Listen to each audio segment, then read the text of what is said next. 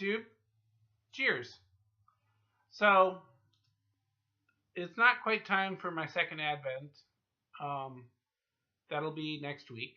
Although, actually, like I said, I've been doing that a week ahead. So, you'll get second after I do my third. So, explanations, you can see the previous video.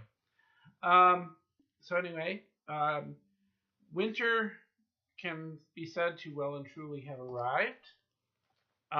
Okay, this is going to sound repetitive. I just got a phone call in the middle of recording this. This is why you can see the jump cut. I normally don't do jump cuts.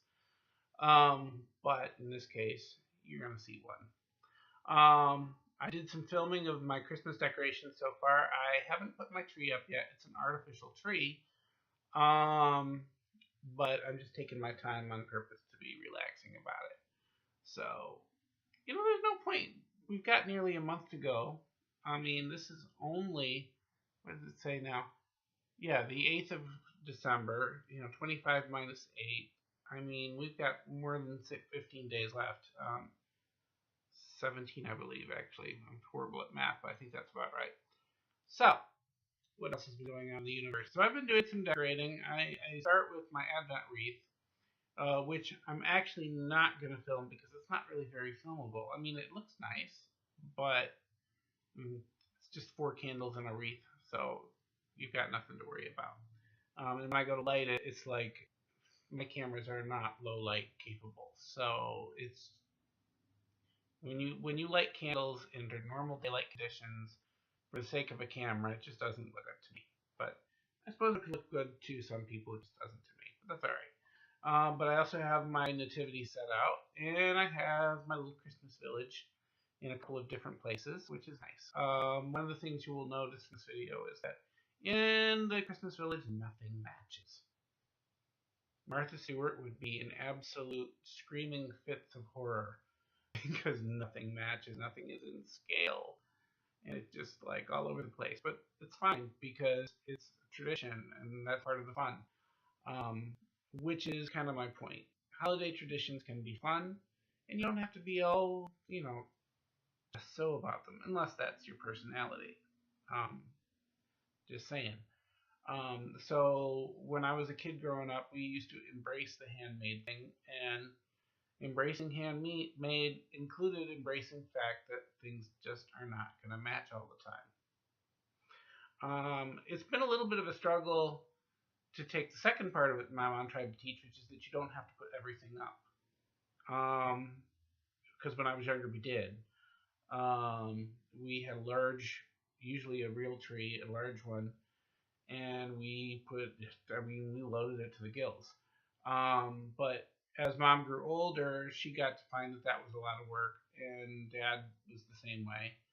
And when they got to be in their late 60s, early 70s, they decided they went for a smaller tree.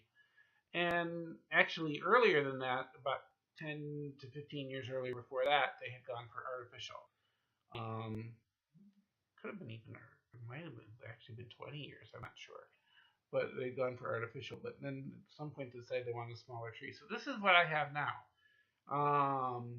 The year my dad passed away, we were just using the top section of the large artificial tree. And then he got sick and he passed away that year later on. It was like, that was December, and then the death was in September, like 9 months later, so. Okay. And then that next year, because I'd had so much trouble mounting that in the hole, I found an ad in the local paper for a pre-lit small tree that's only about maybe 3 feet tall to begin with, and it has its own stand. So I bought that for Mom, and we've been using that for most of the time until she passed on. And then there was a year before I came to this apartment, and in that year there wasn't room for my little tree, and the house I was staying in just didn't do trees. So what I did instead is I have what I call a Fitzwilliam. I've talked about that in previous videos. It's a wooden branch creation with pipe cleaner and so on that I can decorate, and I decorated that as my Christmas tree in my room. So this year, I'm going to be putting up the little tree again, but I'm thinking I'm going to wait a little bit. I might do it Saturday, or I might do it after that. I'm not sure. Definitely it'll be up in the next 2 weeks or so, but I'm not rushing it. It might be the last minute, I don't know. But right now I'm happy with what I've got at the minute. So that's what I've been doing. Work is going as work always does. The children, of course, don't like to go to school, and they don't like to work when they go to school. But when you're a paraprofessional, that's what you deal with. So work is what work is. And I'm not going into much more detail than that, only because it's just what it is. I will mention, please pray for us in that we don't get any sicker, that a couple of our people have gotten a little bit sick from the building we were in last year.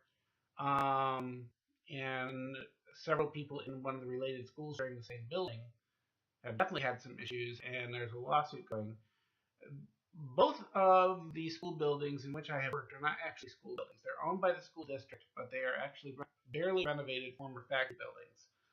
And one of the two buildings, the one we were in last year, there were chemicals used in that factory, toxic chemicals, and in the era before we got hold of it, they were not properly disposed of.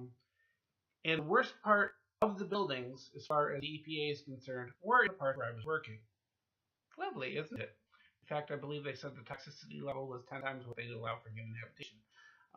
And during that year, the elevator was broken, and one the absolute worst, most poison part of the building was in the stairwell on the first floor, where we had to use it 2 or 3 times a week.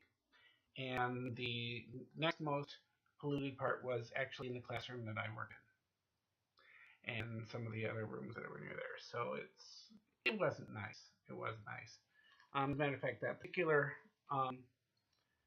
area didn't even look like a school, and the kids called us on it. So, what are you going to do? The one I'm in now, it's another renovated factory, but it was a clothing factory, so it doesn't have the pollution, or at least we've been told it doesn't have the pollution. And we're on the 4th floor, so polluted groundwater is not an issue. I wouldn't trust the pipes.